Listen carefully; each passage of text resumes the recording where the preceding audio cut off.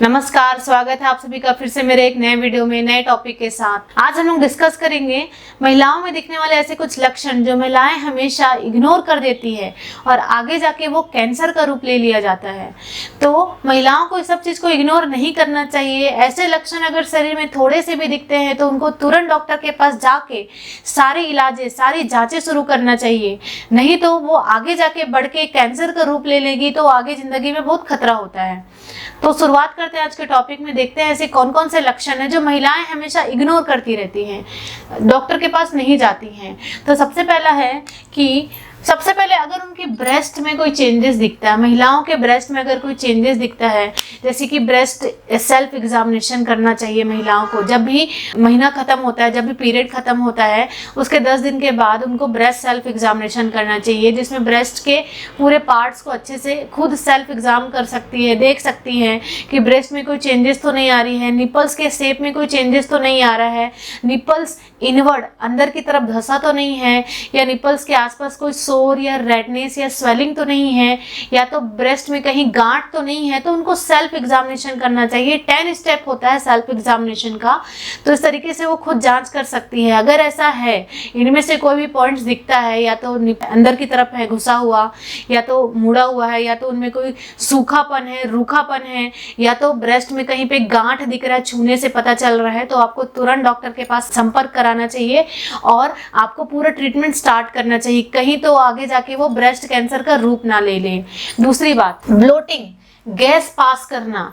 Bloating तो महिलाएं सबसे ज्यादा करती हैं। अगर पुरुषों के पैर देखें तो महिलाओं सबसे ज्यादा गैस पास करती हैं, गैस उनमें ज्यादा बनता है। तो हमेशा अगर गैस बनने की शिकायत है, महीना 2 महीना हो गया कंटिन्यू गैस बन रहा है, तो आपको तुरंत अपने डॉक्टर्स को संपर्क करना चाहिए, दिखाना चाहिए, बताना चाहिए। क्योंकि अगर रेगुलर गैस बन रहा है तो हमारे बच्चेदानी में और अंडाशय है उसमें असर पड़ता है। अंडाशय में ये असर पड़ता है कि जो अंडा बनता है, ओवम बनता है, वो नहीं बनता है, उसके शेप रिड्यूस हो जाते हैं, बनने की मात्रा कम हो जाती है, तो आगे जाके गायनेकोलॉजिकल प्रॉब्लम भी हो सकता है।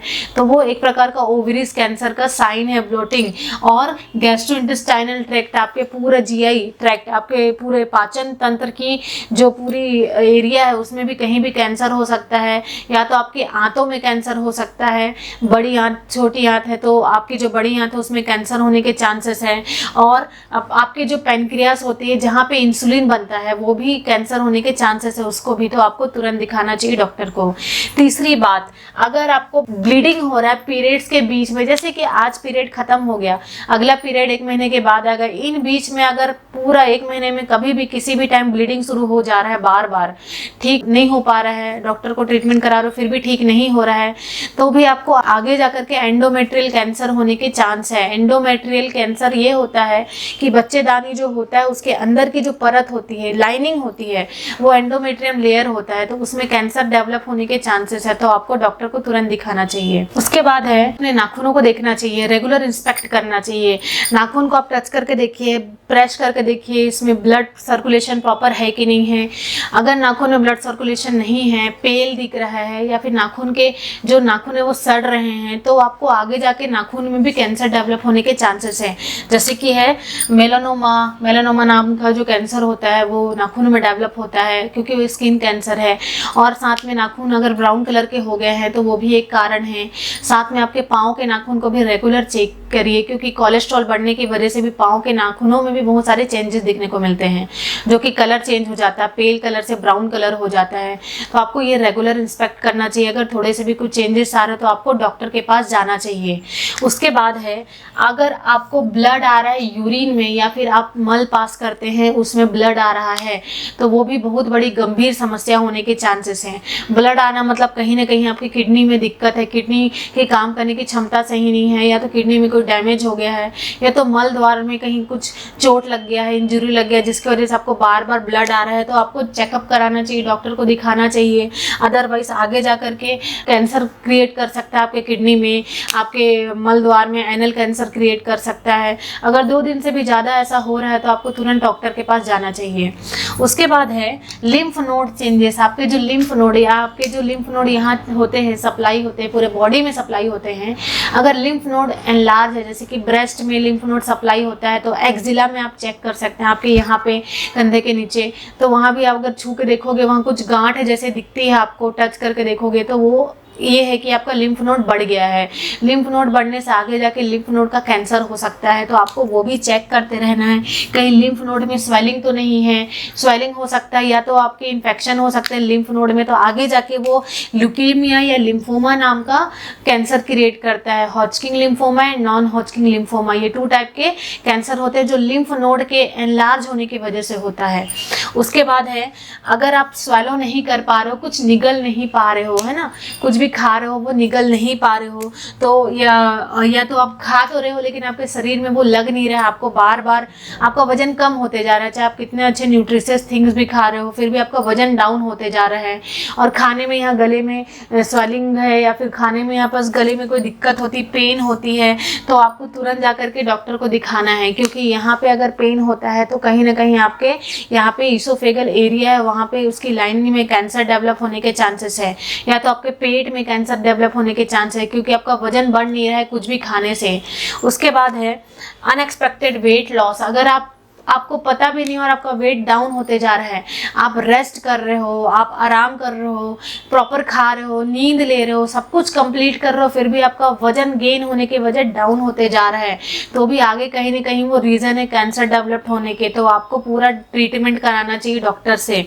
उसके बाद है आपको हार्ट बर्न हो रहा है, यहाँ पे सीने में जलन हो रहा है ना, आप कुछ भी खा रहे हो, जैसे आप अल्कोहल पी रहे हो या तो आप ऐसी डाइट खा रहे हो, मील प्लानिंग ऐसा है आपका जो बहुत ज़्यादा हैवी मील प्लानिंग है, और आपके यहाँ पास लाइनिंग में, ईसोफेगल लाइनिंग में जहाँ खाने की जो नली होती है वहाँ पे अगर जलन हो रहा है, तो वो भी एक रीज़न है आगे जाके ईसोफेगल एरिया का कैंसर होना। ये जो लाइनिंग है, फूड ट्यूब बोलते हैं जिसको, जिससे हमारा खाना नीचे जाता है, उस खाने की लाइनिंग में कैंसर होने के चांसेस हैं। उसके बाद अगर आपके मुंह में कोई चेंजेस दिखता है, जैसे कि आपके मुंह में कोई येलो कलर के पैच दिख रहे हैं, आप ओरल कैविटी अपने मुंह को जांच कर सकते हो, डेली आपको देखना है कहीं पे कोई वाइट धब्बे तो नहीं दिख रहे हैं, पैचेस, वाइट पैच या येलो पैच, इस तरह के कोई पैच ओरल कैविटी में तो नहीं दिख रहा है। अगर ऐसा दिख रहा है तो आगे जाके आपके ओरल कैंसर होने के चांसेस है, तो आपको डेली इंस्पेक्ट करते रहना, अपने ओरल कैविटी को चेक करते रहना है। उसके बाद है, नेक्स्ट है आपका, अगर आपको बार बार बुखार आ रहा है, आपके बुखार ठीक ही नहीं हो रहा है, आपने सारे ब्लड जांच करवा लिए फिर भी ठीक नहीं हो रहा है, तो आपको फोकस करना चाहिए कि आपका बुखार क्यों नहीं ठीक हो रहा है आगे जाके, क्योंकि ये बुखार ब्लड से रिलेटेड होता है और आपके ब्लड कैंसर डेवलप होने के चांसेस हैं। तो ब्लड कैंसर डेवलप ना हो इसलिए आपको रेगुलर इंस्पेक्ट करना चाहिए, चेक करना चाहिए। आपकी फीवर चेक करिए, रिड्यूस नहीं हो रहा तो तुरंत डॉक्टर से, हाई कंसल्टेंट्स के पास जाइए और डॉक्टर से चेकअप कराइए, तो आगे जाके वो ल्यूकेमिया या ब्लड कैंसर डेवलप करा सकता है।